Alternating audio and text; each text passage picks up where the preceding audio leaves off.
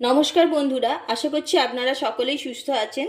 আজ আমি আপনাদের সঙ্গে শেয়ার করছি একটা দুর্দান্ত স্বাদের নিরামিষ রেসিপি, কাঁঠালের বীজের কোপ্তা। বর্ষা মানেই কাঁঠালের বীজে নানান রকম রান্না। এই সময় সবারই বাড়িতে কম বেশি কাঁঠালের বীজ থাকে। এইভাবে একবার কোপ্তা বানিয়ে দেখুন, গরম ভাতের সাথে অসম্ভব সুন্দর খেতে লাগে। কিভাবে বানাচ্ছি সম্পূর্ণ ভিডিওটা স্কিপ না করে দেখতে থাকুন। প্রথমে কাঁঠালের বীজগুলোকে খোসা ছাড়িয়ে নেব। কাঁঠাল বীজের কোপ্তা কারি বানানোর জন্য আমি বীজগুলো খুব ভালো করে খোসা ছাড়িয়ে নিয়েছি, লাল খোসাগুলোকেও ছাড়িয়ে নিয়েছি। এবার একটা প্রেসার কুকারের মধ্যে খুব ভালোভাবে সিদ্ধ করে নেব। কাঁঠাল বীজের দানাগুলো ভালোভাবে সিদ্ধ করে নিয়েছি, ঠান্ডা হয়ে গেছে, পেস্ট বানিয়ে নেব। দানাগুলো জল ছাড়া পেস্ট বানাবো। কোপ্তা কারি বানানোর জন্য আমি 1 চামচ ধনে নিয়েছি, 1 চামচ জিরে, কাঁচা পাকা লঙ্কা, টমেটো আর আদা নিয়েছি। এগুলো একটা পেস্ট বানিয়ে নেব। কাঁঠালের বীজ পেস্ট করে নিয়েছি, আমি জল ছাড়াই পেস্ট করেছি। আপনাদের প্রয়োজন পড়লে অল্প পরিমাণে জল দিয়ে পেস্ট বানাতে পারেন। একটা কড়াইতে কিছুটা তেল দিয়ে দিয়েছি। এবার দিয়ে দিচ্ছি কালো জিরা আর দিচ্ছি 2টো শুকনো লঙ্কা। শুকনো লঙ্কা আর কালো জিরা একটু ভেজে নিচ্ছি। শুকনো লঙ্কা কালো জিরা ভাজা হয়ে গেছে, সুন্দর একটা গন্ধ উঠেছে। আমি গ্যাস অফ করে দিলাম। কাঁঠাল বীজের যে পেস্ট ছিল তার মধ্যে দিয়ে দিচ্ছি। পরিমাণ মতো নুন দিয়ে দিচ্ছি। এবার শুকনো লঙ্কাগুলো নুনের উপর দিয়ে একটু গুঁড়ো করে নেব। শুকনো লঙ্কাটা তৈরি করা হয়ে গেছে। এবার বাইন্ডিংয়ের জন্য আমি কিছুটা বেসন দিয়ে দিচ্ছি। 4 চামচে 2 চামচ বেসন আমি প্রথমে দেব। ভালোভাবে মিশিয়ে নিচ্ছি। ভালোভাবে মাখা হয়ে গেছে, আমার 2 চামচ বেসনই হয়ে গেছে। আপনাদের যদি প্রয়োজন পড়ে আর একটু বেসন দিতে পারেন। এবার কোপ্তার আকারে তৈরি করে নিচ্ছি। কোপ্তাগুলো বানাচ্ছি, প্রথমে একটু গোল করে নেব, তারপর হাতের সাহায্যে একটু চ্যাপটা করে দেব।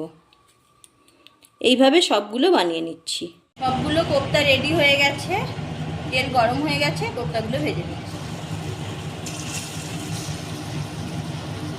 কোপ্তাগুলো ভাজা হয়ে এসেছে, আর একটু ভাজবো, একটু লাল লাল করে ভেজে তুলে নেব। কোপ্তাগুলো উল্টে পাল্টে ভালোভাবে ভেজে নিয়েছি, এবার তুলে নিচ্ছি। এইভাবে সবগুলো ভেজে নিচ্ছি। সবগুলো কোপ্তা ভাজা হয়ে গেছে।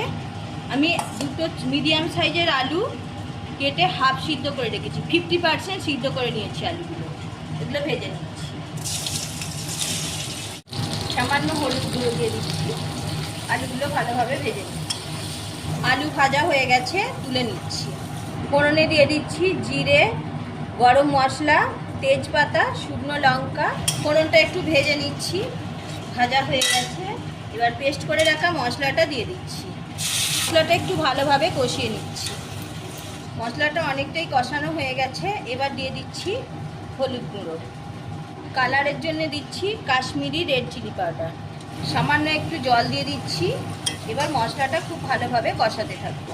মশলা থেকে তেল ছাড়তে শুরু করেছে। আমি এবার ভেজে রাখা আলুগুলো দিয়ে দিচ্ছি। আরও একটু জল দিয়ে দেব। আলুগুলো মশলার সাথে ভালোভাবে কষিয়ে নেব। বেশ কিছুক্ষণ সময় নিয়ে আলুগুলো মশলার সাথে কষিয়ে নিয়েছি। এবার জল দিয়ে দিচ্ছি, পরিমাণ মতো জল দিয়ে দেব।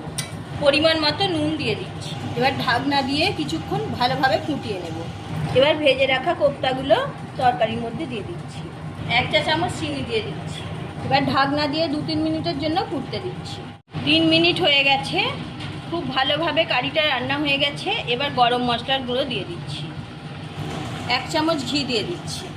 গ্যাসের ফ্লেমটা অফ করে দিচ্ছি। বেশি নাড়াচাড়া করলে কোপ্তাগুলো ভেঙে যেতে পারে। দেখুন কত সুন্দর হয়েছে, একটাও কোপ্তা ভাঙেনি। ঘি গরম মশলা দেওয়া হয়ে গেছে, গ্যাস অফ করে দিয়েছি।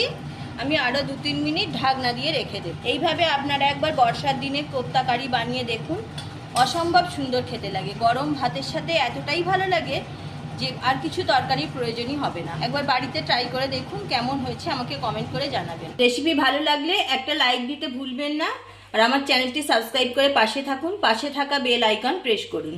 2 মিনিট হয়ে গেছে, আমি একটা পাত্রের মধ্যে নামিয়ে নিচ্ছি। একটা পাত্রের মধ্যে নামিয়ে নিয়েছি। কাঁঠাল বীজের দুর্দান্ত স্বাদের কোপ্তা রেডি হয়ে গেল। এইভাবে আপনারাও একবার বাড়িতে বানান, গরম ভাতের সঙ্গে অসম্ভব সুন্দর খেতে লাগে। ভালো থাকুন, সুস্থ থাকুন। আজ এই পর্যন্ত, আবারও দেখা হচ্ছে অন্য কোনো এপিসোডে।